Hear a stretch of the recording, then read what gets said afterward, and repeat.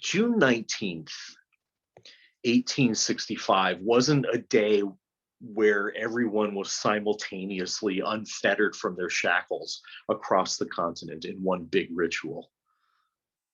Emancipation happened slowly, and the shackles were replaced with different forms of oppression.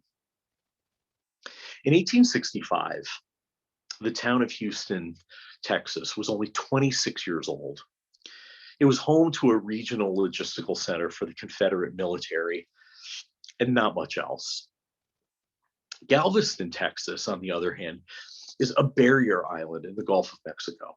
And the distance between Houston and Galveston, the nearest town, is about 55 miles, which, in 1865, the best way to describe would have been as 2.5 days by horse plus a boat ride. Now, knowing that, you would think that Galveston was far removed from most of the rest of Texas, but it wasn't.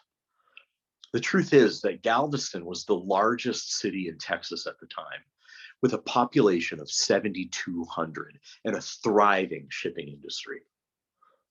I tell you this because the narrative of Juneteenth for many white people is that a troop of mostly Black Union soldiers marched into Galveston, the westernmost town in the Confederacy, to free the last of the enslaved people.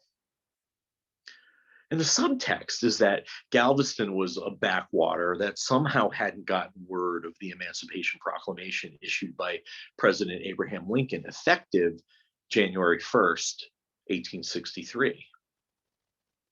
But the thing is, Galveston was a major shipping center. People were coming and going and heading upriver into Texas all the time. So that just wasn't true. It wasn't a backwater. What did happen was that on New Year's Eve, the day before the proclamation took effect in 1863, Union soldiers, many of whom were Black, marched onto plantations across the South, reading copies of the proclamation.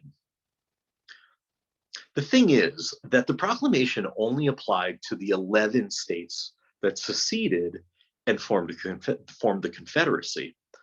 But there were still 5 slave states on the border: Missouri, Kentucky, West Virginia, Maryland, and Delaware, that were all still part of the United States.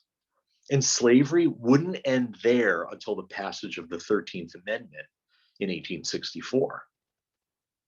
But the proclamation declared absolute equality of personal rights and rights of property between former masters and slaves in the Confederacy, but not in the Union. So you can imagine that the word of emancipation was met with a pretty broad range of emotions on both sides. There was shock, denial, rage, elation, even religious fervor, even outrage that slavery was supposed to be ending in the South, but not in the North. So emotions ran the gamut, and all of it led to a certain amount of resistance.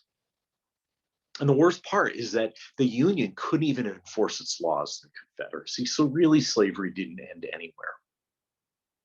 After Robert E. Lee surrendered to Ulysses S. Grant at the Appomattox Courthouse in April of 1865, enslavers knew about the Emancipation Proclamation.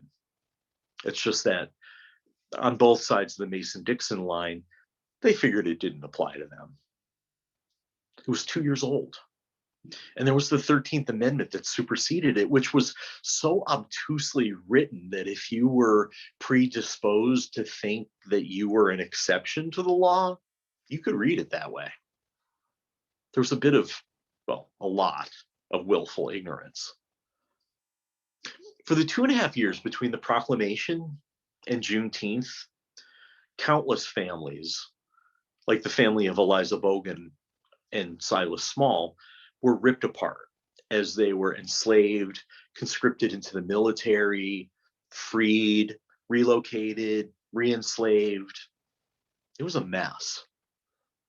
And the troops that went into Galveston in June of 1865 were led by General Gordon Granger, who is famous for issuing General Order Number 3, which spelled out in absolutely clear language for the first time what freedom meant for the enslaved. He's been hailed by many white historians as the savior of Chickamauga and the man behind June 19th. And that, the savior of Chickamauga and the man behind June 19th, is the title of a book written by historian Robert C. Connor in 2013. I probably don't need to tell you that Robert C. Connor is white. But as Deborah Evans, Secretary and Director of Communications with the National Juneteenth Observance Foundation, points out, Granger never would have been so explicit in issuing the order if the Black men in his troop hadn't pressured him to be crystal clear about what the word emancipation meant, what the word freedom meant. According to Black oral tradition, it was those troops, those Black troops, who told the general, if you aren't perfectly clear in your order, we will be. Funny thing, history. Of course, it's written by the victors, but it's upheld by documentation, even when that documentation, especially when that documentation contradicts the history of the winner. And conversations like the one that took place between the general and his troops of color would never have been documented. Could you imagine a general publishing text from a conversation like that, in which a white man is told by his Black subordinates what to do? Another thing about Juneteenth is that for white people, most of whom outside of Texas never even heard of it until a few years ago, it's white men who are at the center of the holiday and the heroes of the story. White men like Abraham Lincoln and General Gordon Granger, and even the overwhelmingly white legislature that last year finally made Juneteenth a holiday. After reading a few articles about Granger in the last couple of weeks, I find myself wondering, was he really a hero? Or was he a guy who was pushed into doing something that he didn't want to do and did it just to make his subordinates happy? Did he roll his eyes and write the order thinking it was redundant and unnecessary? Or did he see the power in clear, unequivocal language? The thing is that we don't know, because Granger never wrote about what happened. He never even spoke about it on record anywhere.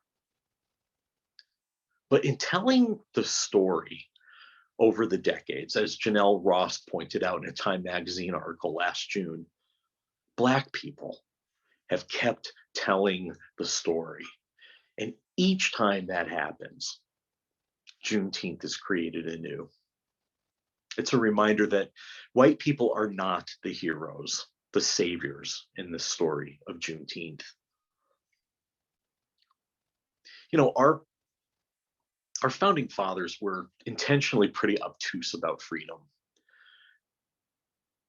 They knew they wanted freedom for people like themselves, people that we now describe as male-bodied, heteronormative, Protestant white landowners.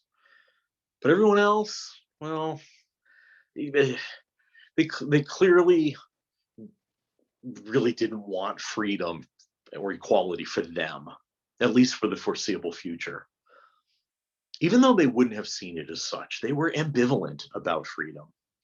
And the language they used in the founding documents reflected their freedom and their confusion and their ambivalence. They didn't want to look like the hypocrites that they were to their contemporaries or to us, their progeny. I mean, they were fully human. They were full of the brokenness and contradictions that we all live with. And Abraham Lincoln, as much as he may be lifted up as a hero in the ending of slavery, was really no different. I mean, the Emancipation Proclamation, after all, freed slaves in the Confederacy, but not the 5 slave states in the Union. So this being Father's Day, I've been thinking about the founding fathers, Lincoln and Granger and Washington and Jefferson and Madison, all the way back. And as distasteful as that phrase, founding fathers, is now, it really is accurate. They were all fathers in the sense that they were men, and men held the power, and they excluded women from real institutional power. But what is the role of fathers? At its most elemental, the role requires fathers to care for their families first and foremost. And the founding fathers did that. They cared for their extended family. They cared for people who were like themselves. The thing is that they had left behind a world in Europe where ordinary men like them, men who were not part of the aristocracy, could not control their own destinies. And though some of them might have, most of them couldn't conceive of a world where women and people of color would have autonomy and full equality.